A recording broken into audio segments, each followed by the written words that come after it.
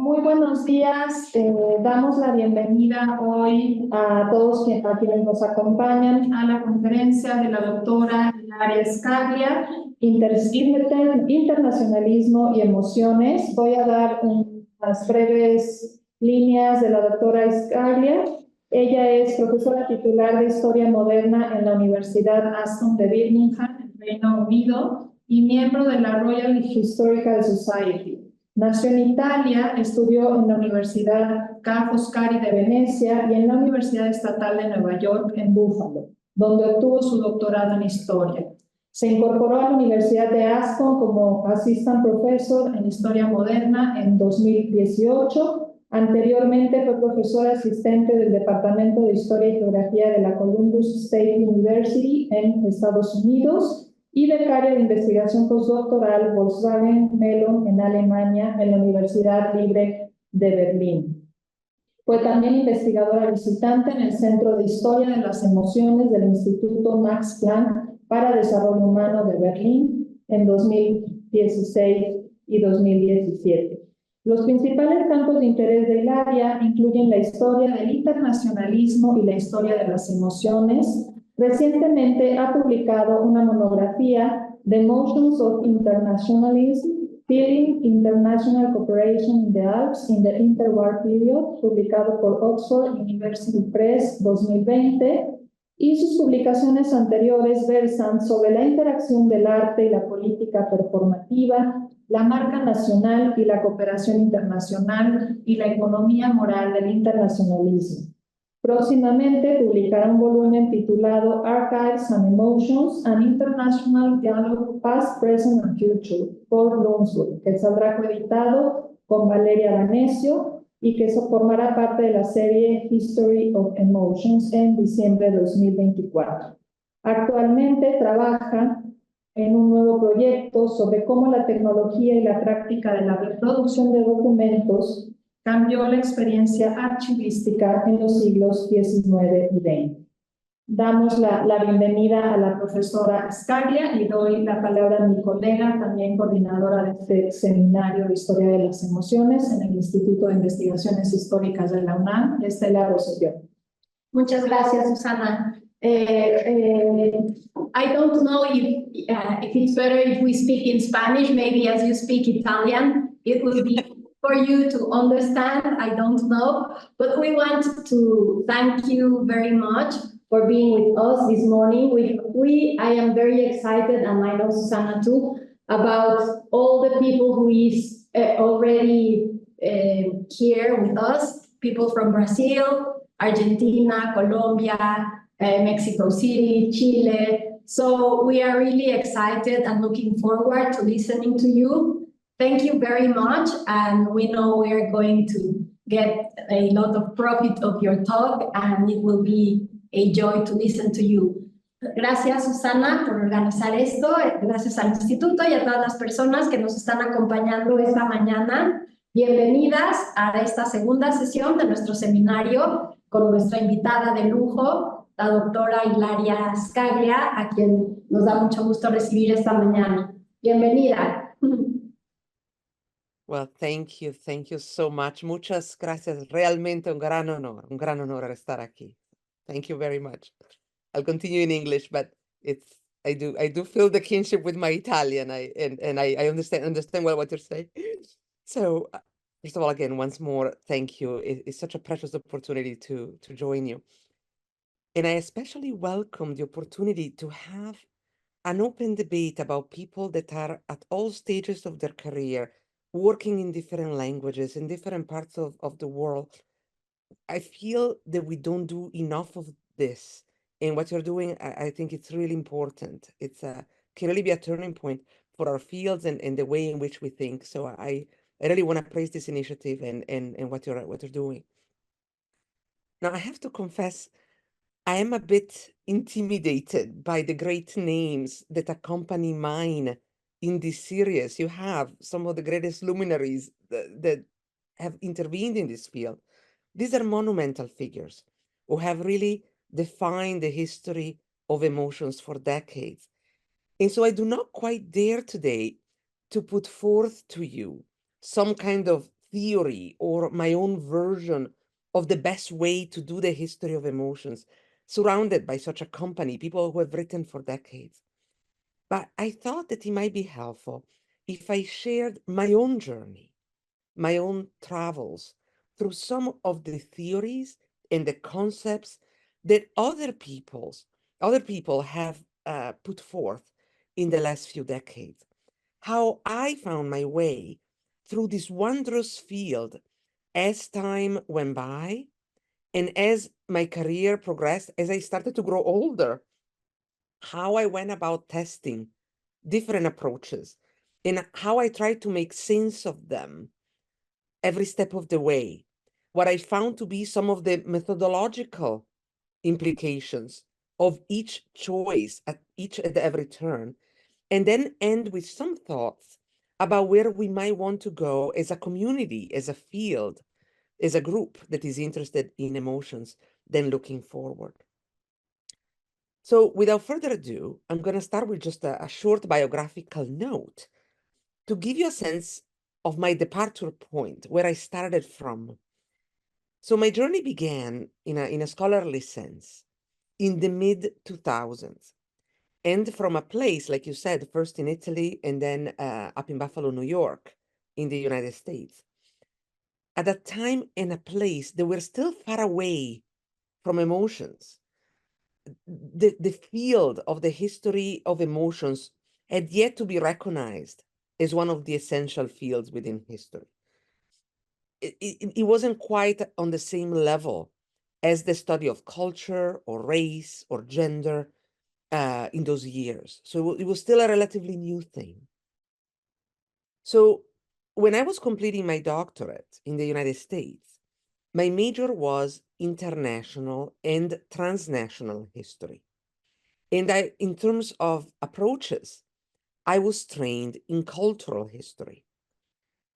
Back then, I was interested really in what happened when people in the field of culture, broadly defined, engaged in some kind of international exchange.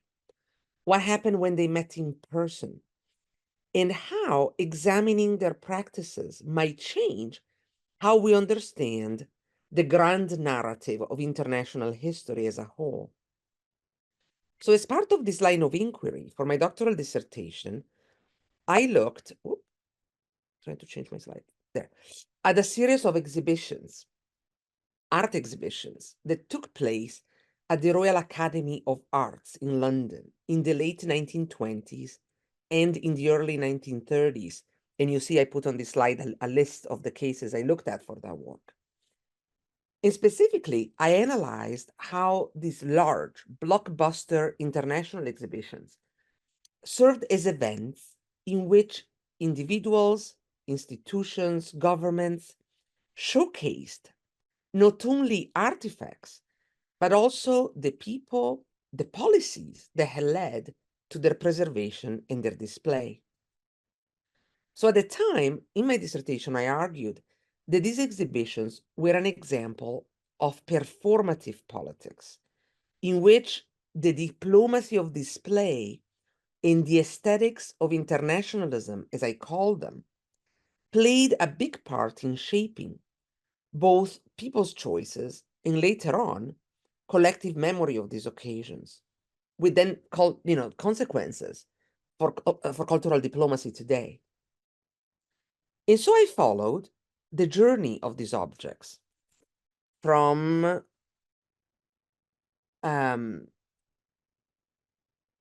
the moment in which they had been unloaded, in the case of the Chinese exhibition, from the ship that you see here on the left-hand side, and then how they were handled with care by the people that had transported them to the venue where they were exhibited, and how this crowd was international.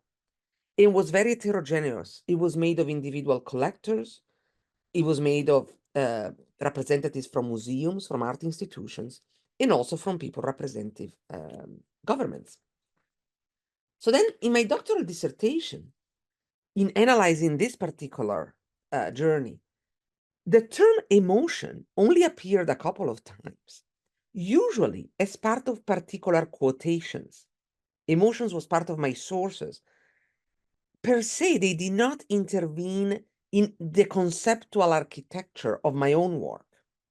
My argument at the time was based on cultural and aesthetic dynamics, not necessarily emotional ones.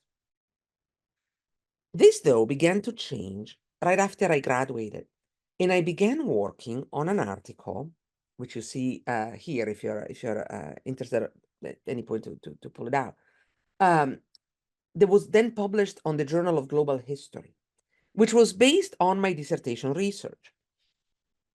And as I tried to condense my dissertation and refining into this article, I tried to make sense of the emotional vocabulary that had been adopted by the actors that I examined.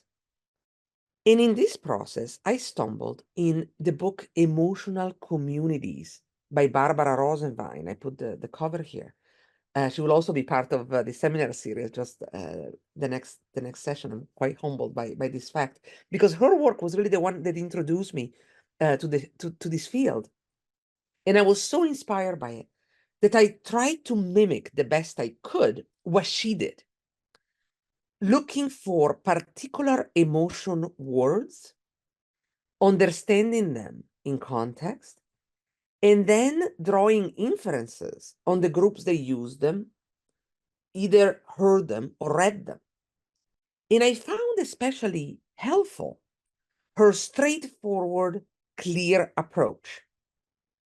Barbara Rosenwein did not hide behind some obscure jargon. She wrote in an English I could understand, that anybody can understand. She was clear. And she fully explained her train of thought every step of the way.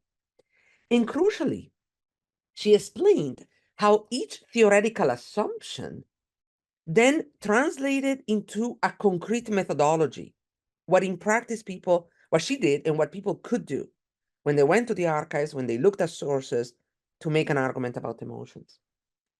And because I felt that I could follow her, I could do this, then I decided to apply this theory to the historical questions that I started with to answer them more fully. And to this day, by the way, I use a manual that she wrote with Riccardo Cristiani called What is the History of Emotions when I teach, or when I try to think through my own projects, because I still find her approach and their vocabulary one of the clearest, the easiest to understand and to put into practice. So for this particular article, as I embark on this endeavor, though, and as I try to apply this particular approach, I found myself having to face some difficult questions. And the first one was, what can I do with emotion? What can a historian actually argue and do with emotion? And also, what do I want to do with emotions? Because turns out there are all different approaches. And so what is it I really feel best apply to the case that I chose? In a way, you can also flip it upside down. What is that the emotions can do for me as I try to shed light on why the past developed the way it did? I entered the field, first of all, as a historian of other places. And so what is it I'm trying to find out? The explanandum, as the classics would have said. And how can the emotions help me then to illuminate that problem? So is the end goal to know more about the emotions themselves, right? What people in the 1920s and the 1930s meant when they talked about international friendship, like I was doing in my work, or love. Here I use love because, first of all, it's more fun. But then I thought the love icons would be quite clear. So, for instance, what is the people are trying to find out about emotions? Does that mean what kind of emotion? What did they mean by marital love, filial love? For instance, these are the hearts you see on the left, right, with all the different patterns. Is the goal of the investigation understanding the inside of the heart, right? That particular emotion, what was that like back then?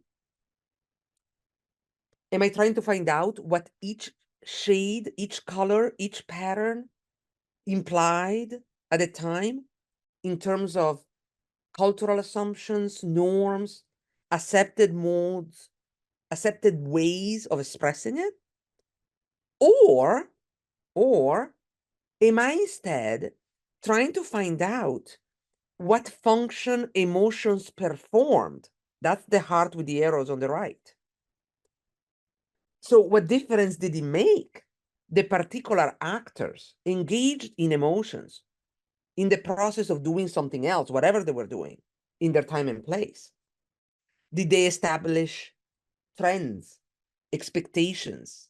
Did they unite? Did they commit violence and end up in jail as a result? Those are the icons you see on the right. And so I really saw a distinction between these two sets of questions. And I found myself gravitating towards the second, towards the function one right away. But then, as I started thinking more about the function that emotions performed, and then what does that mean for other fields, for other things, for other questions, for other dynamics, then more difficult questions arose. Who is doing what? Whose emotions I'm talking about? What is the concrete effect? And what, in terms of emotion, I mean, am I really interested in? What is it I'm really trying to nail? Is it the actual feeling? Is the argument that people felt and then therefore their heart thumped? Is the physical thumping, the physical sensation, the object of my analysis? Or is their choice of transcribing that feeling as the thump? Is the fact that they called it that, they named it one way or another, is that what I'm trying to find out? Or is the fact that therefore their hearts thumped collectively the manner? Or is it about emotional expressions? The fact that whatever people felt, they decided to bat their eyes or blow kisses and to show it physically in video, in painting, those kind of things. Is that what I'm studying? Or is it about how they tried to make other people feel by playing the violin, for instance, or by rallying them up with a megaphone or, whatever? Is that what I'm trying? So it's this set of questions, I spent a lot of time trying to refine, to try to really understand all of these different subcategories. And the more I thought, and the more troubles emerged. And above all, the largest set of troubles. Can I really do this? Can anyone really know what other people genuinely felt? Can we really know if if those people succeeded at making others people feel? And are we doomed or fluffy historians or shaky from a methodological standpoint, or not quite doing a proper history of emotions if we conclude that given the sources we have and our methods, we cannot quite know that? So after much thinking, I decided that my answer was no, we're not doomed. But we do need to be especially careful to determine and to explain what is that we are or we're not contending in each case. So for the sake of this particular article that I mentioned to you, I decided not to make an argument about what people actually felt.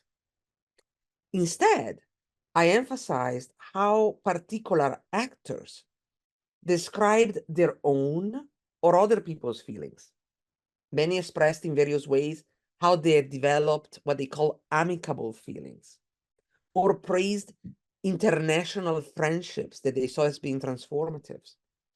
I examined the effect of their choices on political rhetoric, highlighting attempts at implementing such rhetoric through various practices, like organizing conferences, dinners, various kinds of impersonal encounter that were international in nature.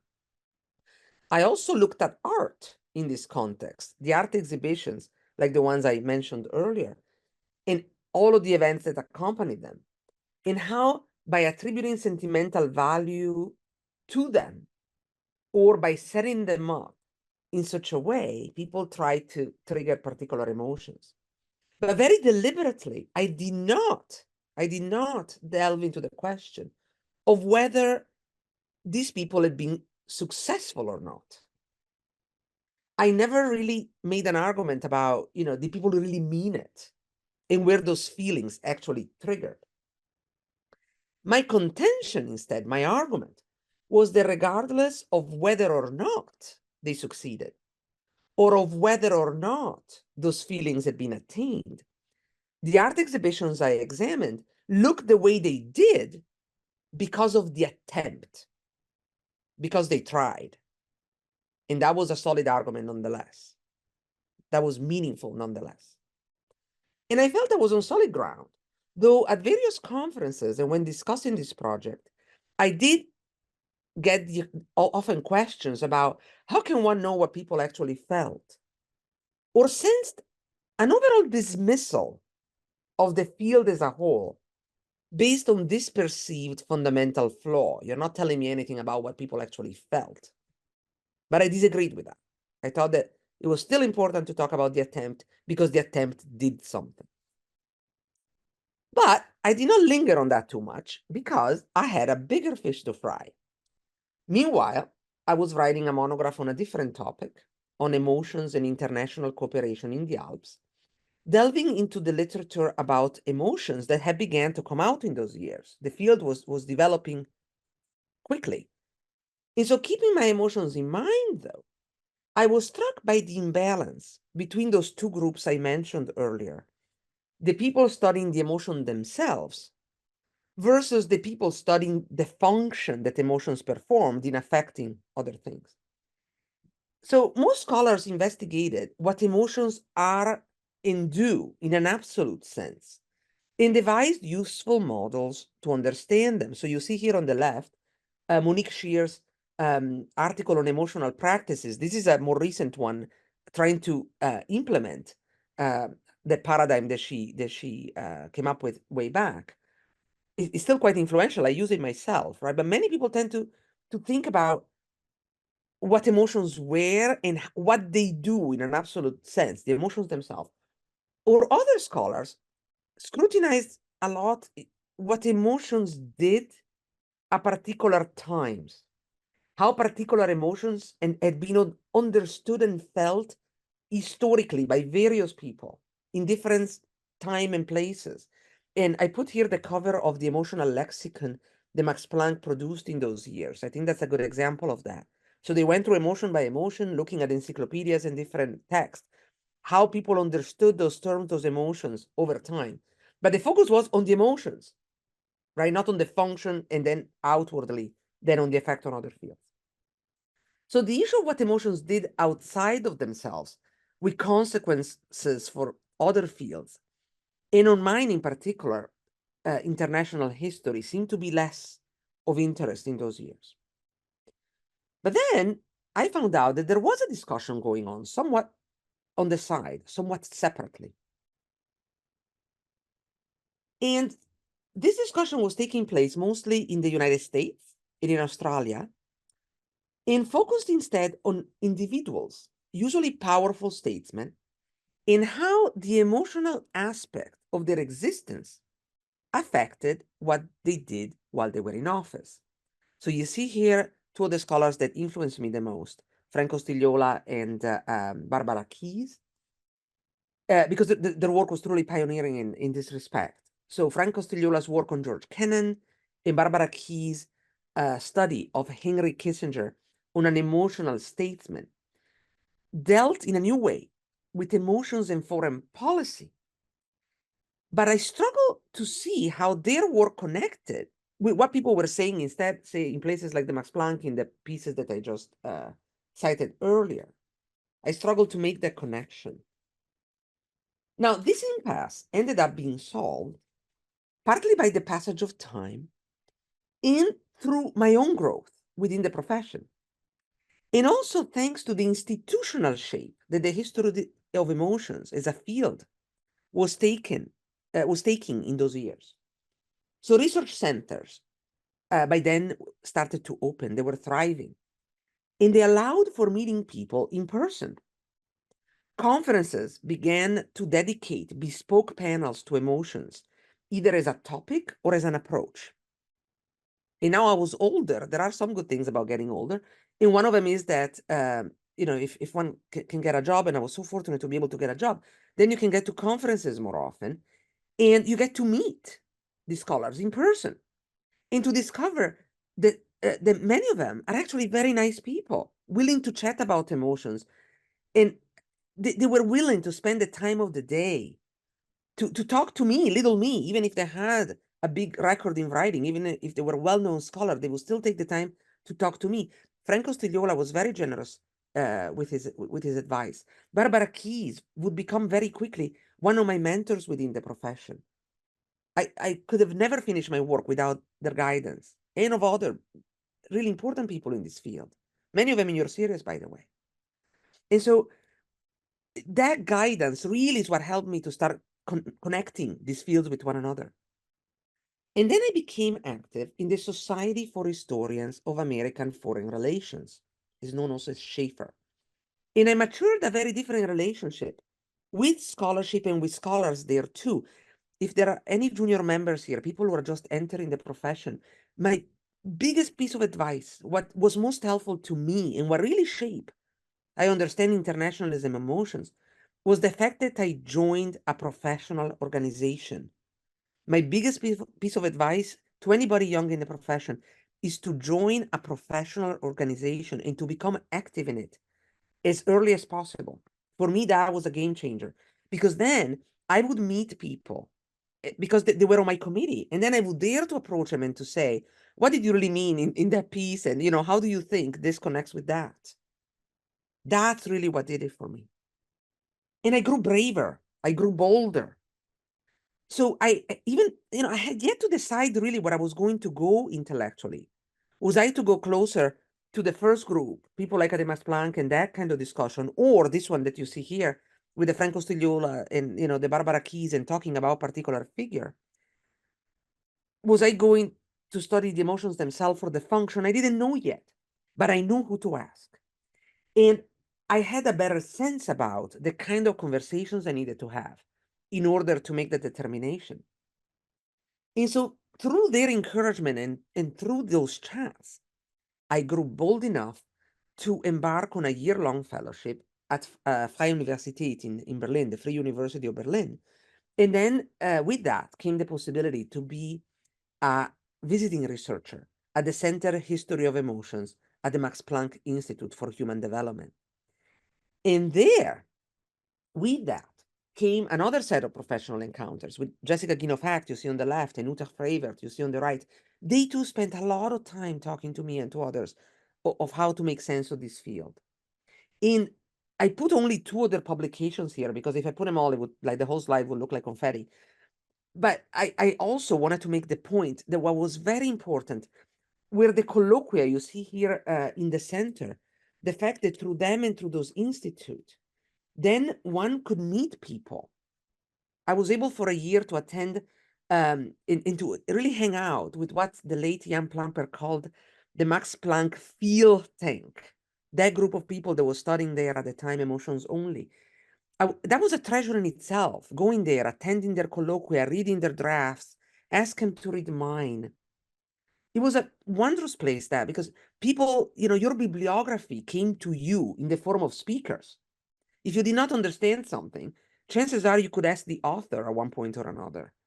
Everybody met daily at 12:30 for lunch. So you could actually go up to someone and say, what did you mean on page 35 of that? You could ask. And it was through that kind of formal, especially through the informal means of that encounter, that I became aware of entry points into the field and in their methodological assumption, what those implied. And some of these were quite unexpected, were things I would have never thought of on my own. So I'll give you an example of one that truly I would have never imagined. I never even started to engage with until somebody literally sitting, with me over lunch said, have you ever thought about this? And that is the moral economy of emotions. Now, that is the dynamic through which particular values are or were attributed to specific practices or behaviors, and how these changed over time. I never thought about that as part of the history of emotions, but it was. So this was adapted from a concept that was introduced by E.P. Thompson, who's most famous for a book called The Making of the English Working Class, but also wrote an essay on the moral economy. What is that made people way back think what was the just price of something? But then his paradigm was taken and expanded to cover all sorts of mechanisms through which people attributed value to particular feelings. So my first publication, based on this framework, was an article, was a chapter in an edited volume on morality and emotions. This was edited by another delightful person, Sara Graça da Silva, who approached me one day over lunch and she asked me if I wanted to contribute a piece. And I was so flattered and I felt, I was so elated by being able to do that. But that was a challenge because now it was a whole different new way of thinking. But I accepted. And in it, after familiarizing myself with the methodology, I examined the case that I wasn't able to include in my monograph, in the monograph I was writing, was the case of the International Society of Hydrology. These are people that were trying to treat diseases with water, looking not only for emotional words in the text that they produced, but also for constellations of qualifiers, of adjectives, of way they describe things that they associated with specific practices, the conferences and gatherings that they organized, or what they did during those events. So this text could be produced before, during, and after their gatherings by the members of this group, and also by others who interacted with them and drew on their precedent later on. So my scope and my sources through that approach began to widen, and my eye began to grow a bit more refined. So I moved away from the problem of establishing the genuineness of emotions, if people had been sincere in expressing them, or the authenticity of emotional expression, if they felt what they said they felt. What mattered by then was really the fact that they said that they did. So what difference did they make? Well, I argue that for all involved, talking about international friendship in an emotionally laden field like medicine served as a means to legitimize themselves and others, and to claim that they had been successful. The fact that such success had actually been achieved or not mattered less, I found out, than the fact that they said that it did. And many people took him at face value, and then they started doing the same thing because they said that those activities had worked. Another realization was that the same emotional dynamics involved people across the political spectrum. And so at one point, these people that were very much on the left center of the political field actually met with people like Mussolini. And so it was then that I realized that looking at emotions this way, I could bring together people, actors, subjects, that usually people would not associate with one another. And that would transform the way in which I understood internationalism as a set of ideas and practices. Now, as part of this project, and especially while doing research for the monograph I was writing, I found myself drawn back to the issue of what emotions are and do and how people express them. And methodologically, then, I widened my scope some more, looking deeper into rhetoric and also into imagined feelings, which individuals and institutions described and illustrated at length in the process of engendering them, making them happen successfully or not. So I'm going to give you 3 examples of this in 3 different ways in which I did it.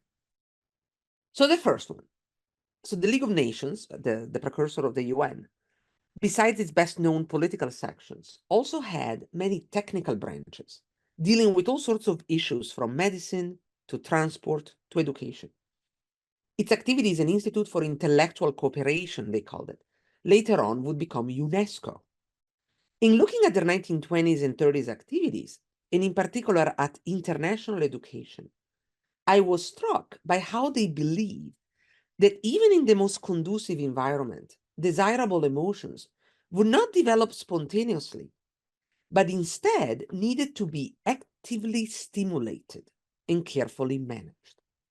Nothing can be left to chance, they said, when making moral, intellectual, and material arrangements. Without proper intervention, they thought, people would turn their critiques towards the hosting countries, obtaining then a less than desirable outcome. Preparations for things like study abroad, for instance, ideally would start long before departure, having students exchanging letters with their peers before they met them. This preliminary context would be essential, they thought. Class resentments had to be avoided. And so when organizing collective programs, students had to be selected carefully in groups very sensibly. In times of recreation or when playing sports, anger had to be prevented from the start. And so in contrast to the Olympic movement, for instance, which presented competition among nations as a means to obtaining peace, they instead recommended avoiding one team comprised of one nationality playing against a team of another. So I could go on, but you get the gist of it, right? Managing feeling, they thought, was at the center of the League's work, regardless of the fact that this attempt worked or not. The shape of these programs was determined by the fact that they tried to do it this way and not another. Another example, emotions dominated the League of Nations' effort at managing its own image. An early pamphlet presented its main site, which was the Hotel National, which was then called Palais Wilson in 1924, as a place where noble and representative sentiments come free, and peace would be easier to build. Now, the largest artifact the League ever built was the building you see here in this slide. That was the Palais des Nations. And it had it still has, a court of honor purposely closed on three sides, open towards the lake, facing the Mont Blanc. So the delegates walking out of the main assembly hall would enjoy its full view through the tall glass window you see there. Now, contemporary sources associated this view with the fact that this would engender friendship and stimulate international cooperation. So regardless of the fact that they actually felt it, the fact remains that the Palais des Nations looks this way because they had this in mind. Now, ironically, by the time it was completed, the League had lost much power and moral authority. The new Palais had already lost much of its solemnity and the emotional rhetoric that accompanied it, now backfired, making it seem out of touch with reality. And many League supporters expressed frustration at the situation and lamented that the League worried too much about other people's feelings and they did it the wrong way. And they engaged in a debate about hymns and flags. That's my third example. You see a draft of an anthem somebody proposed, which, however, the League of Nations always shied away from adopting in the interwar period. Many people across the political spectrum kept clamoring for them. I'm going to cite only one of them. He said, some appeal to the emotions of various people as well as to their intellects is needed.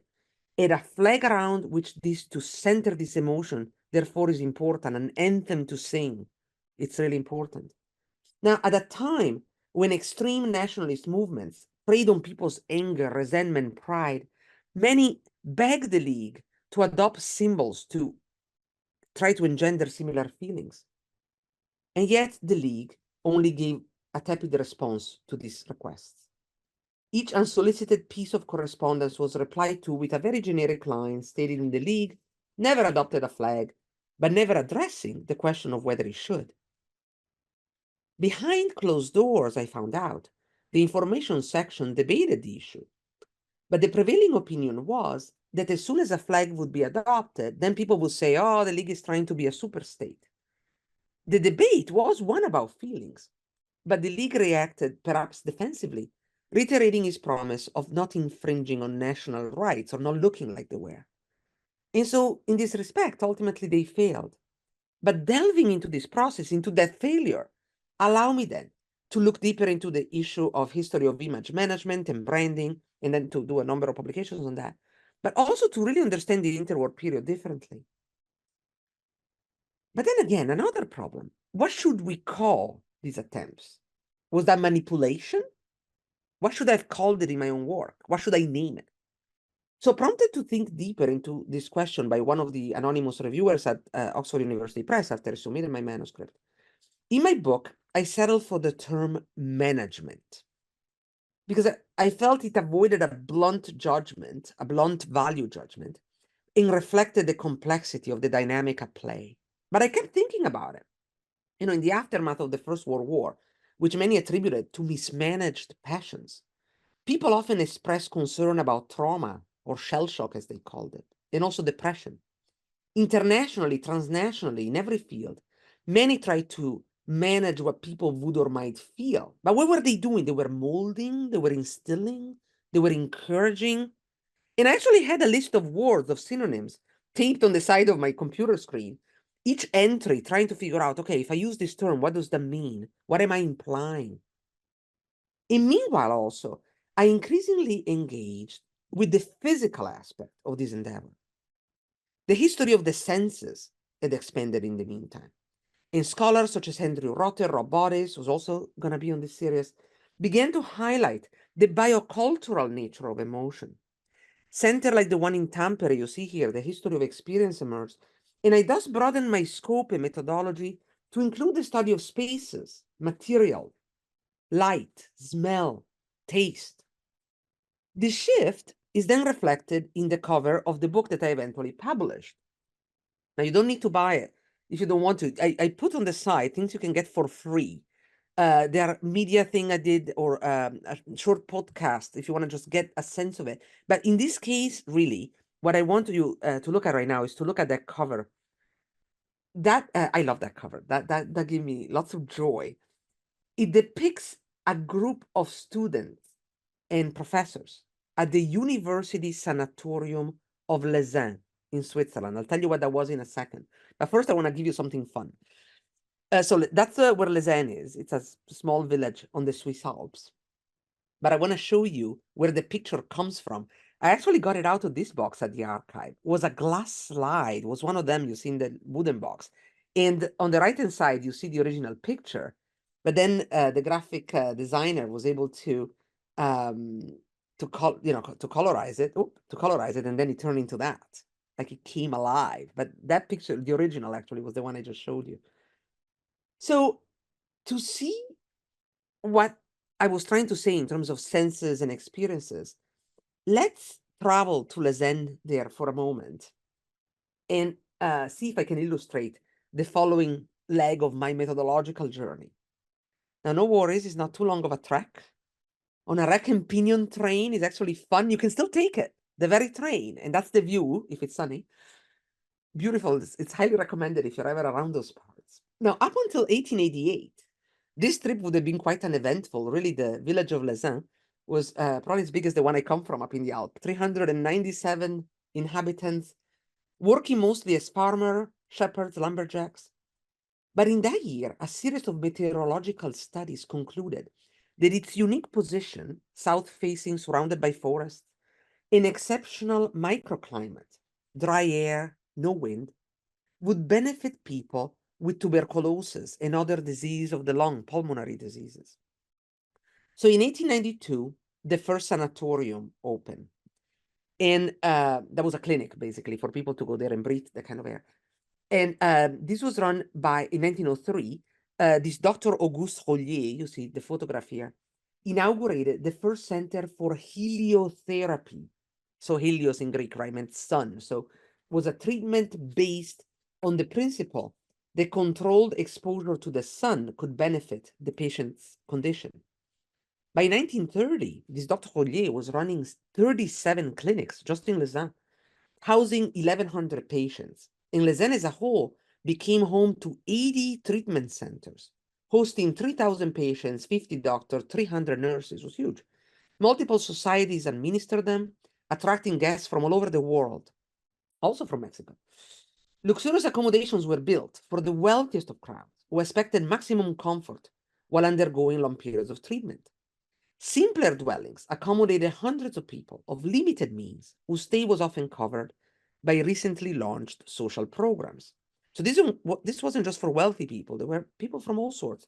Clinics for children open, and you see them here on the bottom right, together with establishments for workers, students, single women, members of religious organizations of all faiths. It's striking to me how all this past has been forgotten. And to this day, if you go to Lausanne, many of the buildings you see are actually former sanatoria, they're former clinics. But this fact is seldom acknowledged. People think that those hotels, because they've been converted into hotels since, and people go there to ski. But I'm not going to chat you up about Lausanne because we're here to make my next methodological point. And so we're going to make a deliberate stop at the University Sanatorium in Lausanne. Now, this particular building no longer exists. It's been torn down since, but that's what it looked like in the 1920s and the 1930s. Now, this one had not only a medical, but also a political purpose. Quoting the Dr. Oranet, Dr. Vautier, in 1921, when he asked for money to build it, his appeal argued that the warm atmosphere of life and friendship is not going to be only a source of spiritual and physical forces, extremely beneficial for the healing of the sick, but by offering over long months, sometimes even years, people were there for a long time, hundreds of students and professors from all disciplines and from different countries, the occasions to grow closer and understand one another, this establishment will create among them links of affection and solidarity whose benefits will not cease to be felt. Now, crucial to this project, it was, however, important to ensure that the right emotions, and especially friendship, would be engendered among nations, would be stimulated. For instance, he had this very complicated set of rules specifying that participating in the 4 o'clock tea was indispensable, was mandatory. Alcohol, smoking, gambling forbidden, as were visits from room to room between men and women. Now, the reason for that was that sanatoria were deemed places of heightened sexual tension. And I could speak for a long time about that. It was a whole story, novels being written like The Magic Mountains, it was whole literature. So people imagine all sorts of things happening in sanatoria. So to avoid this establishment turning into one of these stereotypically lascivious sanatoria, Vautier devised a routine to ensure that international friendship would be healthy, morally upright, and patients would not do crazy things. Patients also had to attend a number of communal events and perform tasks for the community, distributing papers, completing small chores for their peers. So for instance, a pharmacy major ran a small apothecary, a small pharmacy, and an advanced student in dentistry took care of his peers' teeth. For a time, he had these family gatherings to discuss matters of common interest and to provide suggestions to improve communal life. He also staged conferences on international affairs to foster open discussion and friendship. And here, too, he tried to invite people from all sides of the political spectrum. To him, to ensure that the development of rights feeling, though, the right aesthetics were crucial. The senses really matter. And so surviving photographs I found on slides from the very box I showed you earlier show that how he wanted the institution to look. So if you look, first of all, these are staged, okay? So remember this, these are stage pictures. But the feel it was going to go by was this. Sanatoria needed to have the looks, the shape, the feel of a home. The decor would be the one you find in a house. Doesn't look like a hospital, right? Couches, pillows, carpets. People often gathered in groups. And often they did something together, like they enjoyed some kind of food, or they sang. Patients wore regular clothes. They didn't have pajamas or things that in those years people would be wearing in hospitals. And they seemed to be at ease. They sat or laid in relaxed, informal poses, interacting daily as they would in any other non-clinical environment. And again, the fondue, and I understand why this turned into the cover of the book, was a thing. And if, especially, now after COVID or during COVID, we don't like to think of people with pulmonary diseases all eating out of the same pot. Yet at the time they thought that doing something together would draw out the friendship, and that very feeling would help them to heal their body and also society as a whole. And they saw that as one project. And methodologically, you see, here the sky then became the limit. I could look at smell, taste, sounds, all different atmosphere, journey, experiences, like taking the train that I showed you earlier. And so the fifth chapter of my book, which is the one where I talk about this particular sanatorium, became the most complex from a theoretical standpoint, right? The most refined, I thought. So what then? Now the book is out. Where should I go next? Making an argument in a book does not change a field. In showing what emotion did in one particular case doesn't necessarily make a general argument. And so the challenge then for my subsequent projects, a co-edited volume on an interplay of archive and emotions, which will then come out in December, and then a monograph on the practice of taking pictures that you mentioned that I'm working on right now, then becomes to try to make a stronger argument about what emotions actually do. Coming up with a stronger statement about the ubiquitous nature of emotions and emotional dynamics, and free them from the decorative appearance that I feel still accompanies them too often in historiography. So the goal then is to assert their constitutive function in things like archives or international history or foreign relations. But how? How are you going to convince skeptical readers of their importance? What is there really you need to prove? And so some of this is already being said by others, but I'm going to repeat it. I think it's a question of reasserting it. Emotions can be collective, and so they can build communities of perception, action, and memory. They participate in the construction of identities, common sense opinions, more broadly, in defining the realm of what is possible, desirable, morally upright. They influence and justify decision-making processes in virtually every field. They serve as essential ingredients for selling things or for justification for buying things. They're commodities bought and sold themselves, and they have value. They have moral economies of value.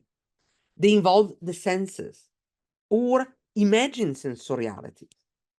Their consequences are concrete, practical, legal even, especially when one has to come up with laws to restrict what can or cannot be done.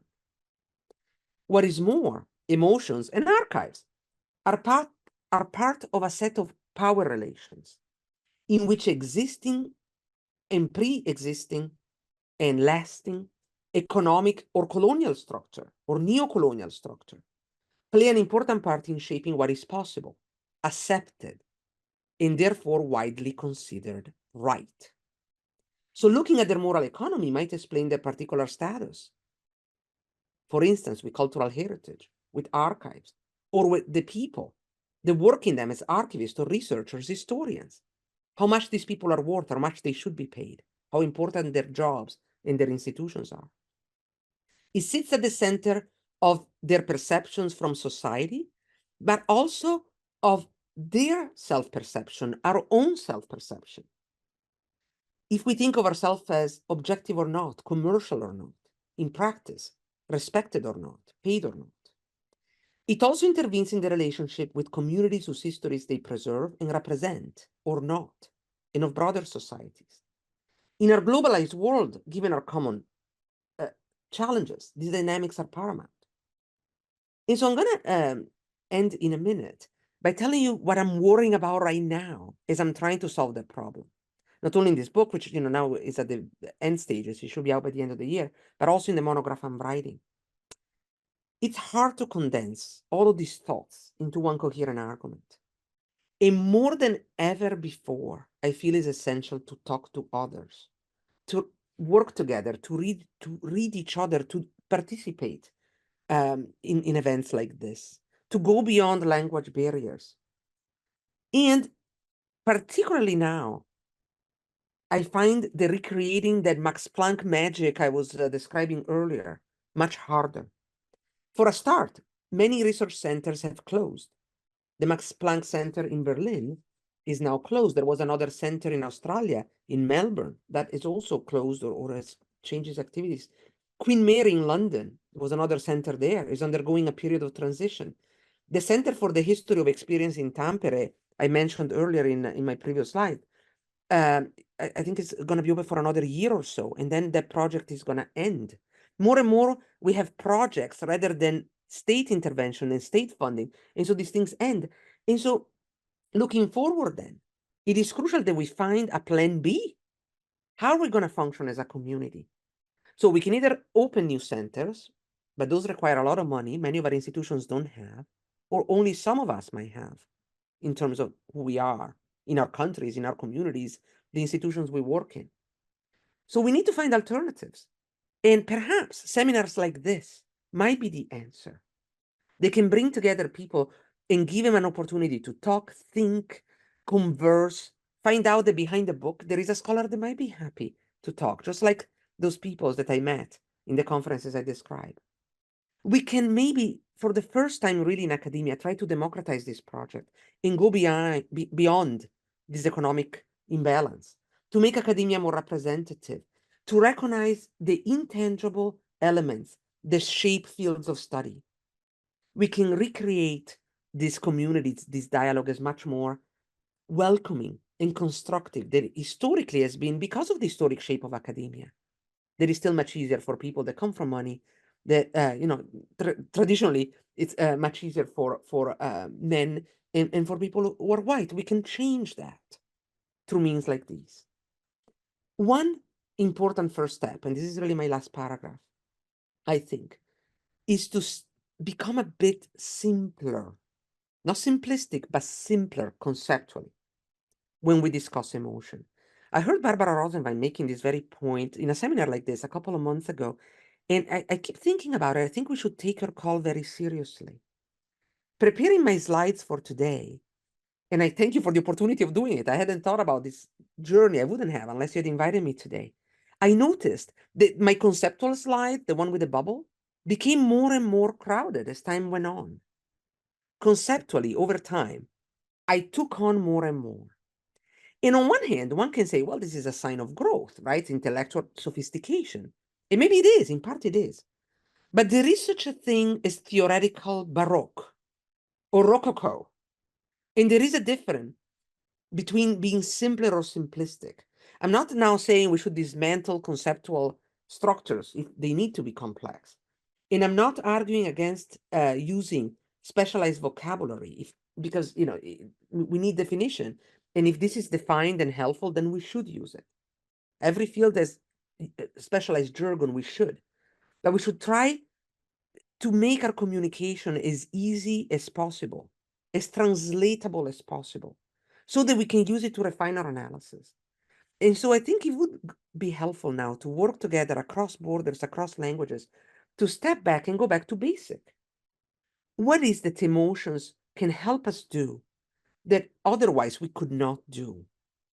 In identifying one basic dynamic, follow a solid methodology, and making it relevant for another field as well. International history archives for me, it might be another one for somebody else. Might make us stronger as history of emotion as a whole, cross every kind of boundary that we can think of, and also have a delightful journey in the meantime, because this can be about wonderful personal experiences and encounters and conversations. This so far has so much enriched me, and I know just the very act of being here today has already given me so much. So I'll end here, and thank you very much, and be very happy to take any question you might have for as long as you like. Thank you.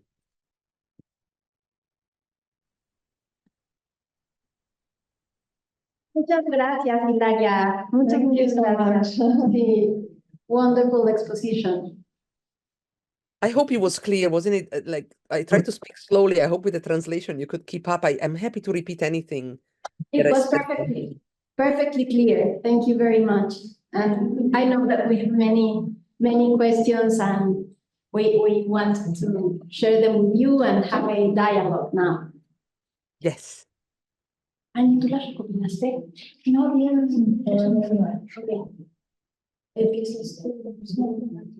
Bueno, ay, ya se me fue. No, se nos cortó. Se nos cortó, ¿verdad? Hola. No, esto es la rectora. Hola, Hilaria. ¿Sí? Es que we lost your image.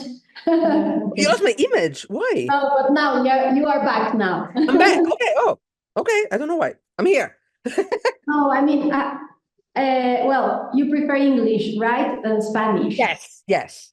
Just Okay. because my academic you know, I speak Italian as a first language. My Italian is better than my English, but I think in academic English. So English is easier. Yeah. Okay, well, we are very excited with your exposition, and I really liked when you say that we have to go back to the simple, to the basics, and that emotions give us that opportunity. And as you said in your talk, this can be a methodology that can be used in many themes. In your case, as you said, international history. But for example, Susana, you have told me that before, that you use that methodology, but in many other cultural aspects. And I think that that's very interesting to start thinking about. I wanted to ask you about this friendship idea, which I really loved. And how can you research the effects that friendship had in that specific culture and that specific, the 20s, I think it is, in Europe, you know? Mm-hmm. Yes. So it goes back to the set of questions that I had before, right? So what do we mean by friendship? Do you remember the slide with the colored hearts and the arrows, right? So it depends what you want to find out about the friendship, right? So you're saying the effect the friendship had at that time, right? So are you interested in the actual relationship among people, right? So do we mean friendship like you and I can become friends, right? Our friends can become friends, and it's a feeling that we have of friendship, like we feel love, we feel friendship? Or is it about the relationship between the two of us? What does it mean to be friends? Does it mean that we help one another? Does it mean that we talk, right? Does it mean that we try to sustain each other in whatever way? Whose friendship? Are we talking about individuals and then we're studying networks? Or are we talking about countries? Because the rhetoric of friendship was also used in international relationships, still is, in terms of friendship among countries or among communities, among political movements. So I think the answer to your question has to start with the narrowing it down to one of these types, and then to see how it played out back then. So one can look at networks in the first case, right? Let's see. Did the League of Nations, for instance, the creation of something like the League of Nations, lead to the creation of networks that were professional and also personal? Or did this rhetoric of emotional connection, did the fact that people started talking about nations as friends with one another, or political parties across countries being friends with one another, or within the political spectrum in one country being friends with one another, did that then change the kind of things they did, right? The kind of activities they organized? I argued yes in my work, because they started organizing things like conferences together, they set up institutions, they actually went on trips together, right? Or are you instead interested in, some other dimension? So depending on how you define it, and then to look for the evidence of that particular thing. The hardest remain, I think, though, the actual sensorial feeling, right? The genuineness part. I think that's the least fruitful, in a way, avenue of all. Did I answer your question? Did I? Oh, wait, I can't hear you. Yes, thank you very much. I was thinking about also the imaginary of friendship during that time, and which were the effects like in daily life, and if war and peace had a special effect on that sensibility during that time. But yes, thank you very much. I mean, and I will keep thinking about that, which is very nice. Thank you. No, thank you. I just want to say one more thing on the imagine. The imagine bit that you brought up is very important, because as historians, we tend to look for real things, right? We tend to think that those are the most important. But people act and behave often based on what they imagine things to be. Mm-hmm. They chase those things, they pursue those things, they're inspired by those things. And so I think studying the imagined parts is especially important, like you brought up. Yeah. Thank you. Thank you very much. We have another question from Mateus Bonfim from Brazil. Mateus, maybe you want to talk with Hilaria? ¿Es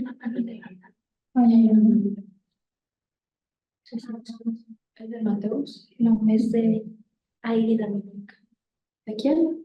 Aida. Well, I can read to you, Hilaria. I'm historian and research about the romantic songs in Brazil during the military dictatorship, especially in 1970s. Many of these songs about disillusionment in love.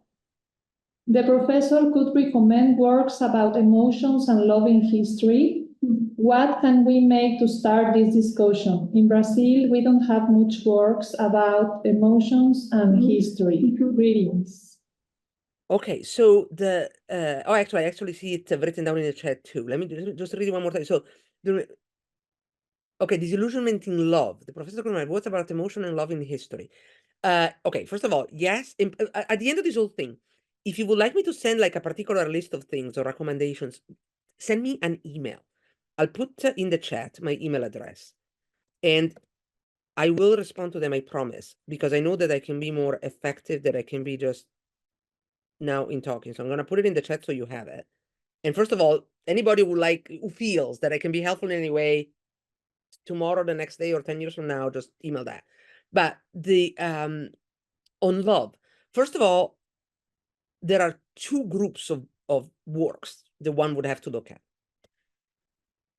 The first is about the songs themselves, right? Is how do you analyze a song? How do you look for feelings in a song, right? Is it about the text? The use of love, for instance, or particular emotional language, right? So you're looking at the song because you're interested in the text, and it's the text of the song that talks about love, and that's what you're trying to discover? Or are you interested in the music, the instrumentation? And that's the part that you're analyzing. Those are two separate literatures, and both can be relevant. One would be about the textual part and the kind of love words that people at the time use. They might not just be love, might be like a constellation of different words. Another one would be about the music and the musical expression. Yeah. Then there is the question of performance. What was the fruition of those songs? Did people listen to them with headphones? Did they listen to them in some kind of a balera? Or did they sing them? Did they sing them in a group? Because there is literature on emotions and that. Were they anthems, or were they something that somebody would, listen individually? So then one would be looking at that. So that's one group. That's one set of titles. Does it make sense? A separate set of titles instead would be about the time period that you're analyzing. And I'll give the example of love. We tend to think of love as love, but love is not a universal thing, right? What was love, what people meant by love 2 centuries ago was different than what we mean now. How people express love in Mexico or in England is very, very different. But also across classes, across regions, across communities, this can be quite different. So then there is a whole literature about that part. And one would need to collate them all. Some is going to be in English, some might be in Spanish. It might already exist. You just don't call it history of emotions. And so it's going to be about a collage of doing that. But for specific titles, please, by all means, just shoot me an email, and I'll get to them. And I'll try not to take too long to respond and to do what I can. And what I don't know, other people might, and I may be able to help you find that. Thank you very much. And let me recommend also Susana's work on love now that she's working on it. So we will read it soon. Well, I want to say one thing on that. I'm sorry. Because I know from Italy as well, there is this tendency to think, all of the things that we don't know because we don't speak English, there's not much literature. There's also a lot of your work that is not known in Spanish, or work that is only in Italian or in some other language. The English-speaking crowd. So that's another thing, right? You really want the work to come out because the English-speaking community in emotion can learn so much from what you're already doing, but it's not being read because it's not in English. So it should go both ways. Thank you so much. We have every Dominique questions. Hi. My name is Elia. I studied history in Puebla. I'm currently doing a research about influenza in 2009, and I found interesting your topic because, well, I'm working this topic in a very institutional version or way, and I felt bad about this. I felt it was something wrong with this way I was not giving this the narrative of the event. And then I found the fear and rumors as a way to connect with other versions of what was happening and how other people or parts of the society was experiencing this event.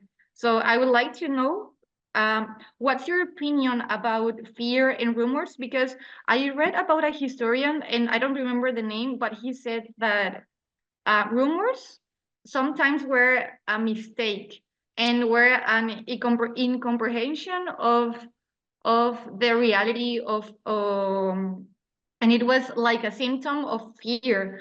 But personally, I don't know if I'm really I really believe the same. I really think the same way as him, and I would like to know your opinion about rumors and fear and how they work in this kind of historical events and as a source of history. Yeah. May I ask you just to repeat one word? So I want to make sure I understood correctly the event you're establishing. What in 2009? Pandemic influenza. The pandemic influenza, yes. Yeah. So, first of all, there is a whole literature on fear alone.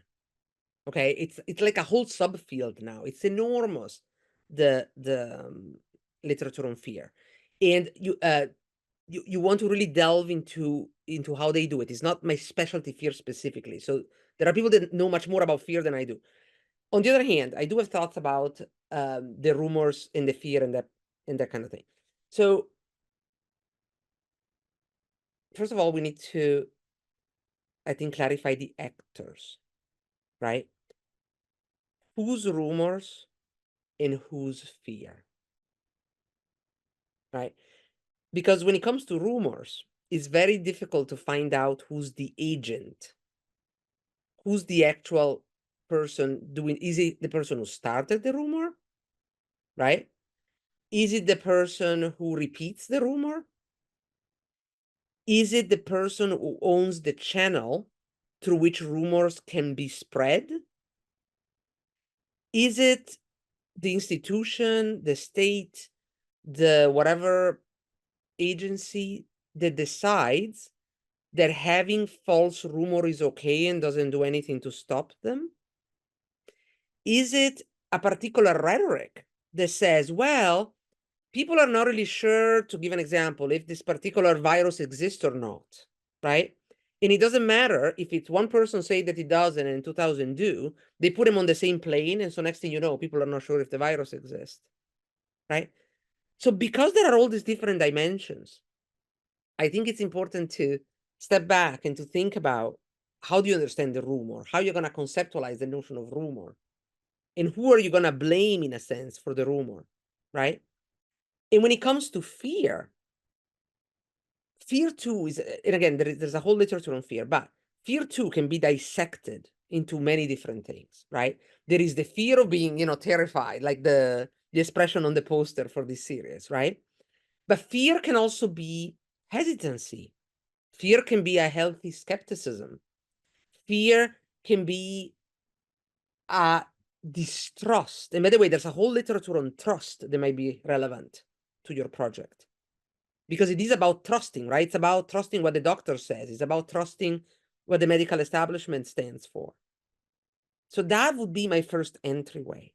Did I answer your question? Did I go anywhere near that? Yes. Yeah. Or yeah. please ask if I missed anything Yeah. or if you'd like me to Oh elaborate. yeah, it's right. I guess the only last question I had and you didn't answer was like if you believe that rumors are a mistake, like or we as a historians can see rumors and these feelings that institutionally are like badly seen as a mistake in history, like we as our researchers go and see this rumor, we say no, this is wrong, like this didn't happen because it was, they said it was fake. So When how you can say mistake, right? Do you mean how do I judge them historically?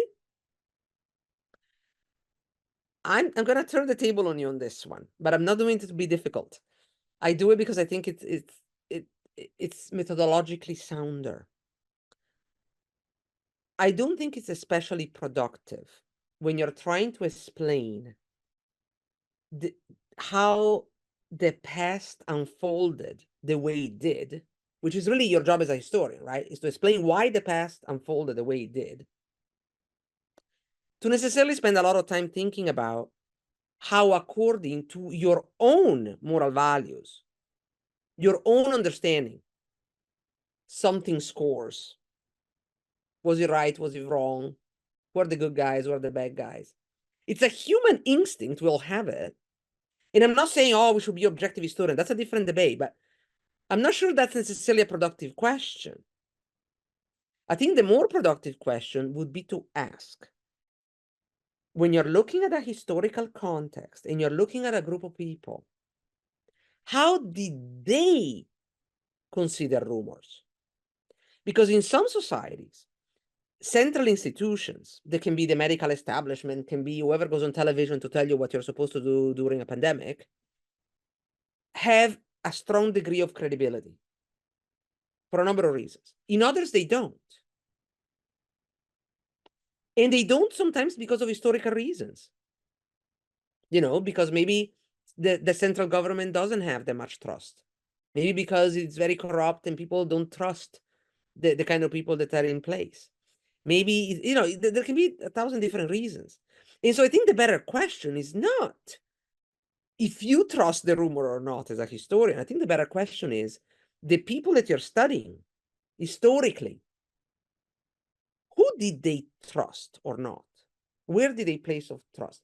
And why? And how? And what were the means of communication through which they seem to be more confident? You know, they seem to trust more, and which ones instead not?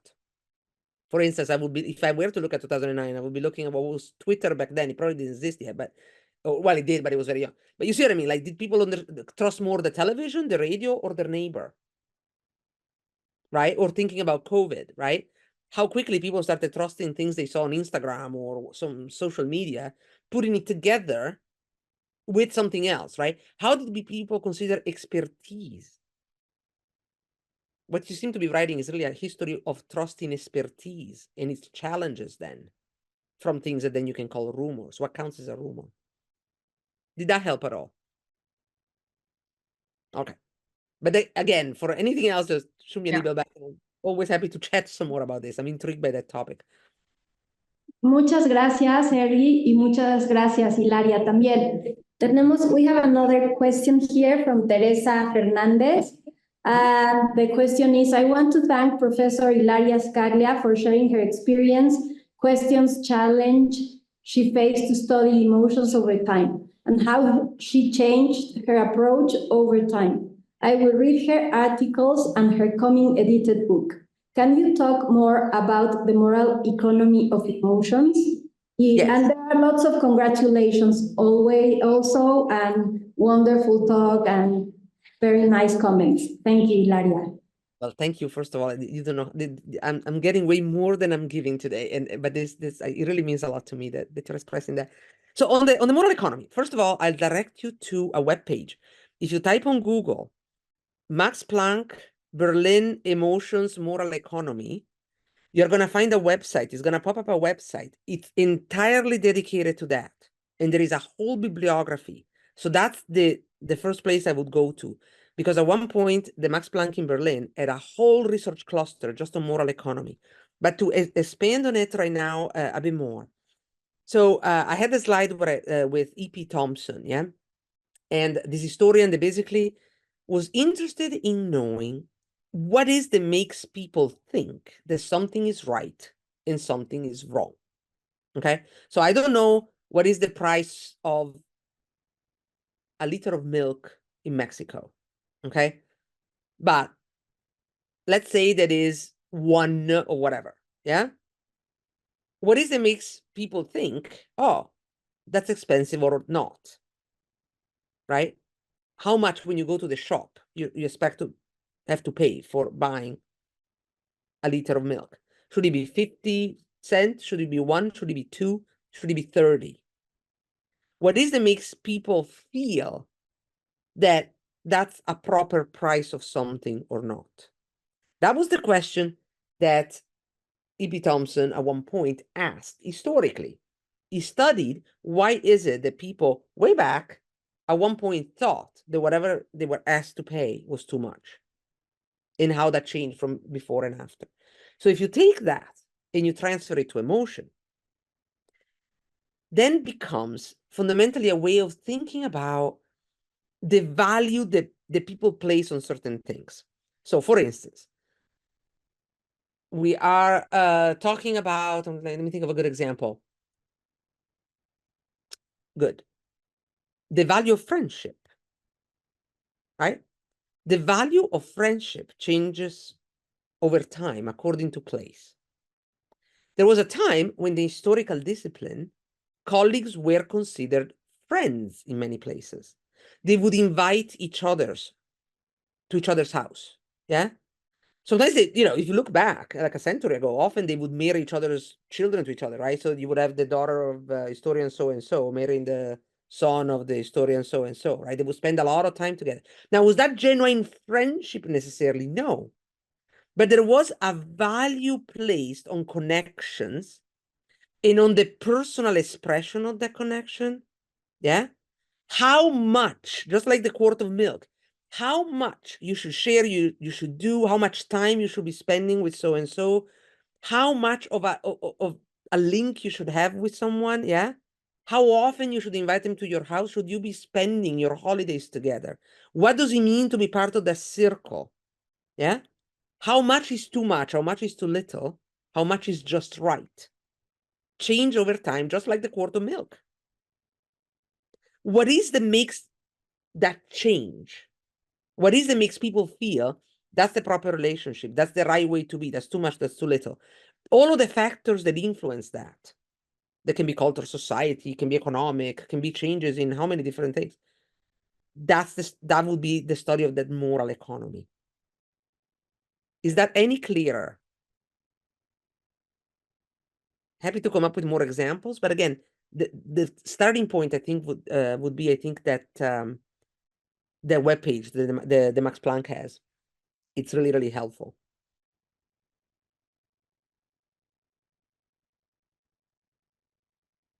Thank you so much, Ilaria. Then, Was that clear? Do you think I answered the question? yes, of course. Yeah. Sí, entonces, despedimos. Sí. ¿Eres tú? No, muchas gracias, Hilaria. We have a lot of people, but we don't have more questions, I think. Many people say thank you, muito obrigado in Portuguese. Excellent conference. Excellent conference. I think I'm reading the comments in the chat about the rumor thing, right? Which seem to go in a different direction Eric Harrow, yes. than what I was, than the way in which I answered the question. I wonder if I understood the question correctly. I wonder if the question, or at least, it would be worthwhile to elaborate on what they're saying on, as a historian, should you trust rumors, right? Or what counts as a trustworthy historical source? I wonder if that maybe was the sense of the question. I'm seeing from the comments that perhaps that's something that maybe I missed in the way in which the question was posed. I'm happy to elaborate on that if helpful, or if not, no. But I just thought.